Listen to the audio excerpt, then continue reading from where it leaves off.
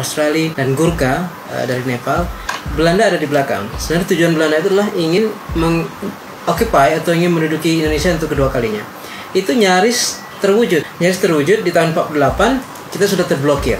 Artinya pemerintahan Indonesia di Jakarta sudah kolaps, sudah jatuh ke tangan Belanda. Terus Bandung Selatan dibakar. Terus pemerintahan dipindahkan ke Jogja. Jogja juga kolaps kepada tangan Belanda. Pemerintahan dilanjutkan dipindahkan kemana? Ke Bukit Tinggi. Di sana juga kolaps lagi. Artinya kembali menjadi kawasan yang diduduki oleh Belanda. Satu-satunya daerah yang tidak disentuh oleh Belanda adalah Aceh. Ini bermula dari ketakutan mereka kepada kepada Aceh karena kenangan masa lalu yang Belanda berperang di sini hampir 70 tahun. Jadi kepedihan yang sedemikian dalam itu membuat mereka agak berpikir berkali-kali kalau ingin menyerang Aceh di tahun 48. Jadi pada saat itu cuma Aceh aja nih yang belum diserang. Aceh the only place yang masih survive. Makanya waktu itu dalam konferensi meja bundar dipertanyakan kalau Belanda ingin mengambil alih kembali Indonesia yang kedua kalinya, maka disyaratkan adalah seluruh daerah itu harus kolaps, tunduk kepada Belanda. Nah, pada waktu itu Aceh belum kolaps, artinya Belanda belum berhasil menguasai Aceh, dan syarat untuk Indonesia jadi merdeka kembali adalah kawasan yang tidak diduduki oleh Belanda itu harus lebih besar daripada negara Belanda.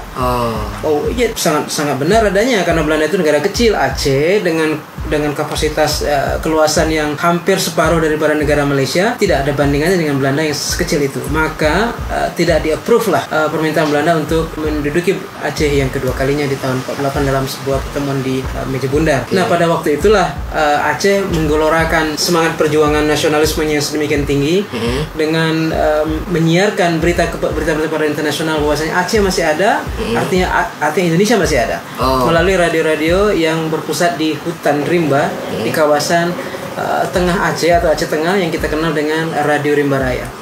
Nah, pada waktu itu satu-satunya daerah yang tidak terblokir oleh Belanda adalah Aceh. Kalau kita lihat Indonesia pada waktu itu lautnya sudah terkepung, daratnya sudah diduduki oleh Belanda, maka Aceh masih free. Nah, pada waktu itulah Soekarno datang ke Aceh untuk mencari dukungan secara secara semangat dan finansial. Waktu itu Soekarno datang meminta kepada pemimpin ulama kita juga, pemimpin militer kita juga yang bernama Tengku Abu Tabri'eh, memintakan bagaimana caranya supaya Aceh bisa membantu supaya Indonesia tetap survive. Maka Abu bertanya apa yang bisa kami bantu. Maka Abu mengatakan kami ingin pesawat terbang.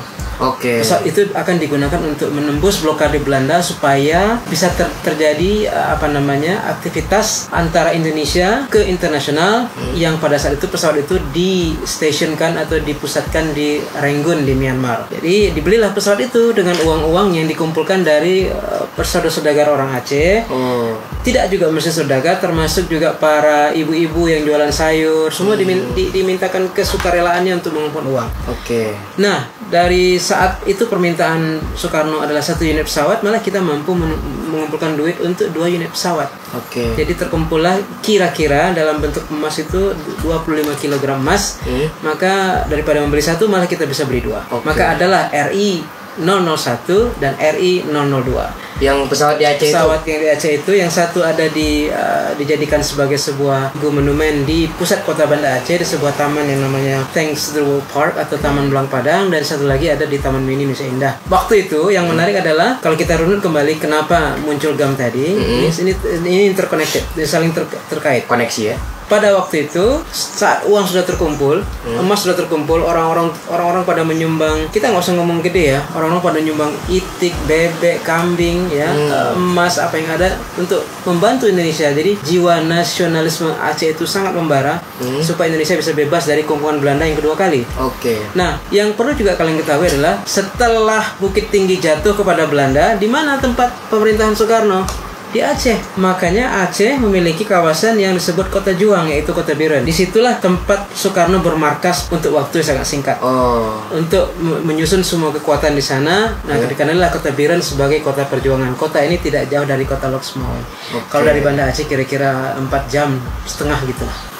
Nah, pada waktu Soekarno meminta bantuan kepada Abu untuk mengumpulkan dana dan spirit semangat semua terkumpullah. Nah, pada saat Abu akan memberikan dana itu kepada Soekarno, Abu berkata, kalau sekiranya saya berikan ini kepada Indonesia, apa yang Indonesia akan berikan kepada pada saat ditanya sedemikian, maka Soekarno balik bertanya, apa sih yang Aceh inginkan, Abu? Maka Abu menjawab, kalau ini kami berikan kepada Indonesia supaya Indonesia kembali survive kuat di perjuangan melawan Belanda yang kedua kali, maka kami ingin seluruh Indonesia ini dibangun atas dasar keislaman. Soekarno waktu itu menggeleng karena mengatakan it's impossible, Abu, nggak mungkin.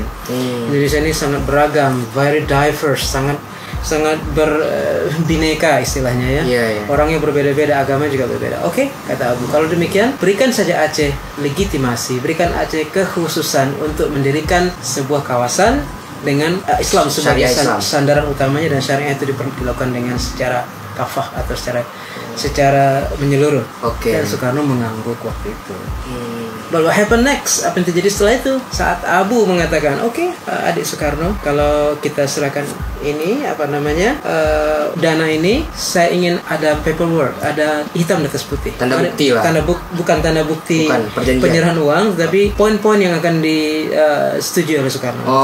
Maka Abu mengatakan kalau memang ingin memberikan Aceh keleluasaan untuk menjadi sebuah kawasan di dalam NKRI, tetapi dalam konteks keislaman yang dalam legal standing yang jelas, hukumnya jelas, maka kita buat tulisan. Soekarno menggeleng pada waktu itu. Jadi pada saat Soekarno menggeleng dan dia menangis, dia berkata kepada Abu, mengapa Abu tidak percaya kepada saya? Bukankah kita ini sama-sama Muslim? Bukankah saya ini Presiden Indonesia? Mengapa Abu tidak percaya kepada adik? Mengapa kakak tidak percaya kepada adik?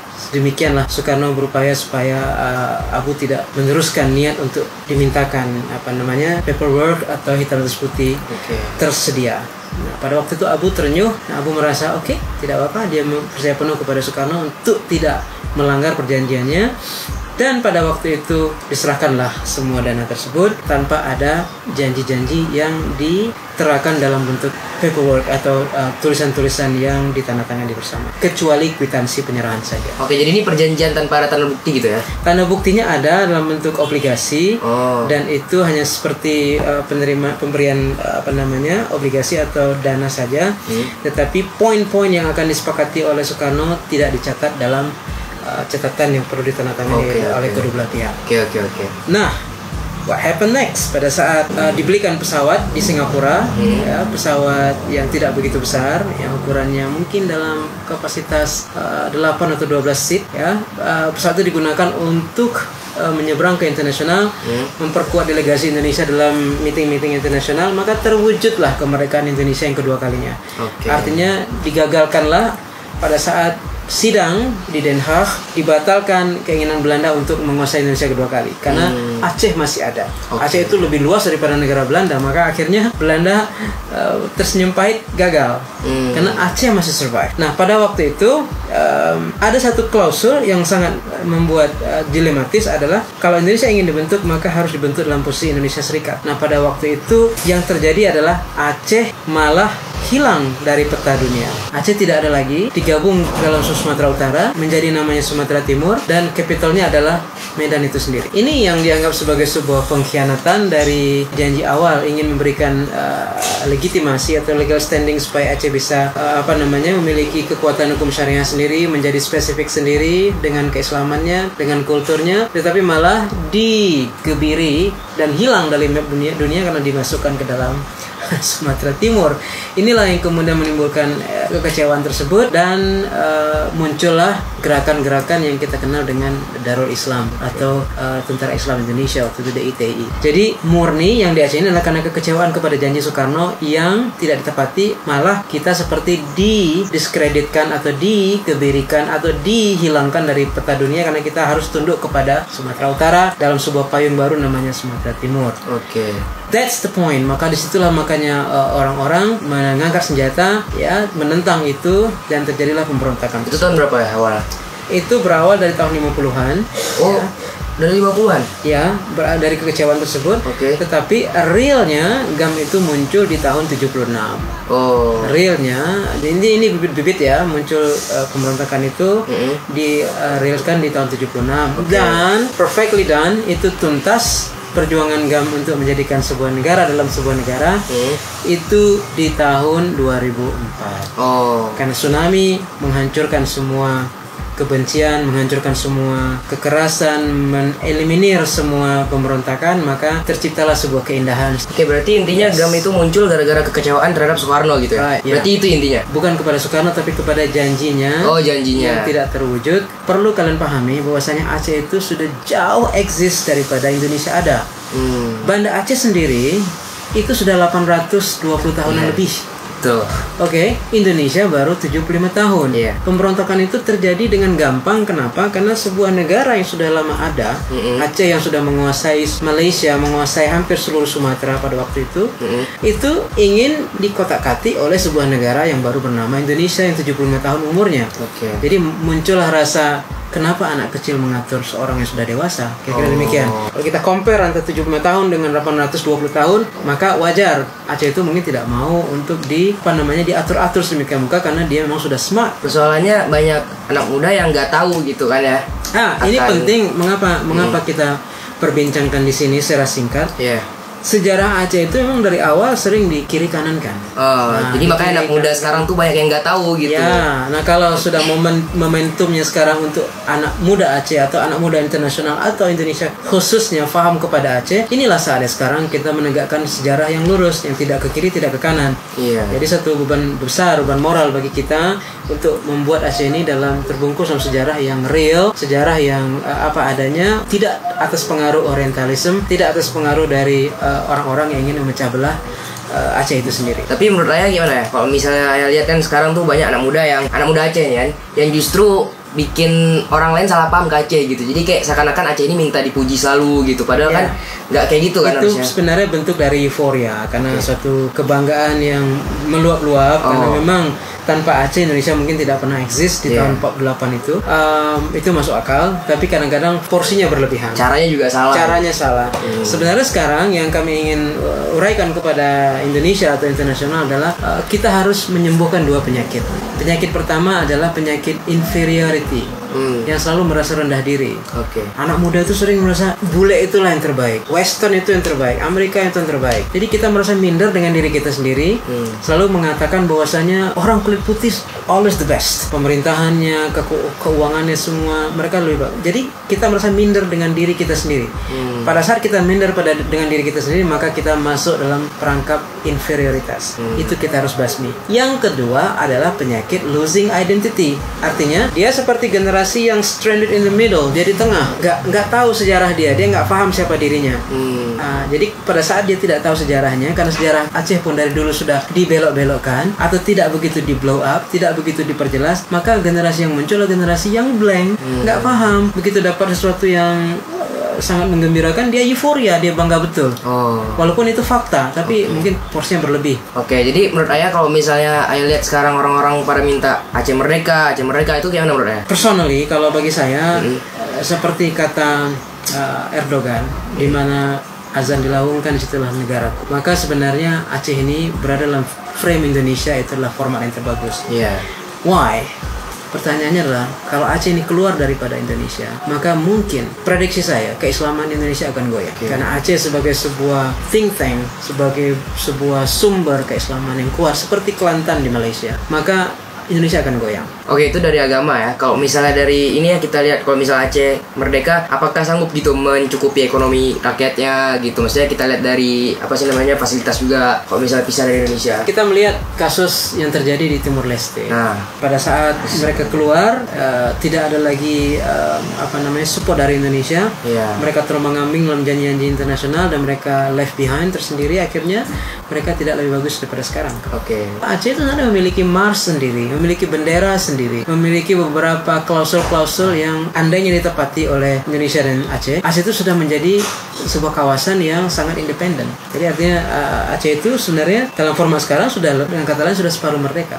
Dah gitu aja berarti ya Ceh ya. Pertanyaan-pertanyaannya semoga kalian mengerti, itu panjang banget ya Ceh ya. Intinya ini tujuan gue bikin ini sebenarnya bukan untuk apa-apa, tapi lebih ke edukasi aja sebenarnya gitu kan. Karena ya seperti gue bilang tadi, karena anak muda sekarang itu banyak yang nggak tahu gitu kan secara Aceh gimana. Dan gara-gara yang tadi aku bilang soal euforia euforia itu yang orang-orang Aceh terlalu bangga itu, jadinya orang Indonesia menganggapnya Aceh ini apa sih minta dipuji selalu gitu kan, jadinya jadi buruk gitu pandangannya. Jadi makanya di sini gue mencoba untuk meluruskan itu gitu sebagai edukasi gitu kan, karena sebenarnya nggak kayak gitu semua, rakyat Aceh nggak kayak gitu semua gitu. Makanya gue bilang di sini gue bikin video ini ya biar bisa meluruskan tentang pandangan orang Indonesia terhadap Aceh yang udah rusak gara-gara konten-konten TikTok dan YouTube yang membanggakan Aceh terlalu berlebihan gitu kan. Sebenarnya itu make sense, itu masuk akal. Tapi kalau sudah formatnya berlebihan, maka jadi nggak nyaman. Tapi sejujurnya karena Aceh Islam itu masuk bentuk Indonesia dari Aceh, kemudian kita mensupport pembangunan Indonesia juga dari Aceh di tahun 70-an. Pada saat kita menemukan ladang gas di Arun, itu adalah lumbung ekonomi bagi Jakarta membangun Indonesia. Nggak aneh kalau euforia itu muncul. Tapi mungkin kalau diformatkan dalam situasi yang berlebih, jadi nggak nyaman bagi Indonesia yang lain mendengarnya. Seolah-olah kita butuh dihargai secara berlebihan, walaupun itu sebenarnya real adanya, bukan kita buat-buat. Oke. Udah segitu aja ya, makasih ya udah gabung ke video Ade kan? Ade.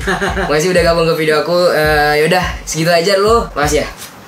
Oke cuy, jadi intinya seperti itulah mainnya. Kita udah siap ngobrol bareng bokap gue tadi gitu kan, 20 menit lebih bos. Capek juga dengernya gitu kan. Ya mungkin bakal gue cut juga ya, nggak mungkin 20 menit gue upload ke YouTube, ntar kalian bosen dengernya gitu kan. Makanya gue cut dikit lah gitu kan. Tapi intinya bakal gue sampaikan nanti men, oke? Jadi ya seperti yang gue bilang tadi, di video ini gue bukan ingin memecah belahkan ya, bukan ingin mengadu domba, bukan ingin memanas-manasi, bukan ya cuy ya. Tapi di sini gue lebih ingin mengedukasi gitu dengan cara yang benar gitu. Karena menurut gue nih cara orang-orang TikTok yang mengatakan Aceh bukan Indonesia itu salah men, maksudnya caranya itu salah. Mungkin ya cuy ya, tujuan mereka ingin ngasih tahu kalian gimana sejarah Aceh gitu, mungkin ya, karena kan mungkin orang-orang tersebut juga pingin Indonesia tuh tahu gitu Aceh itu apa.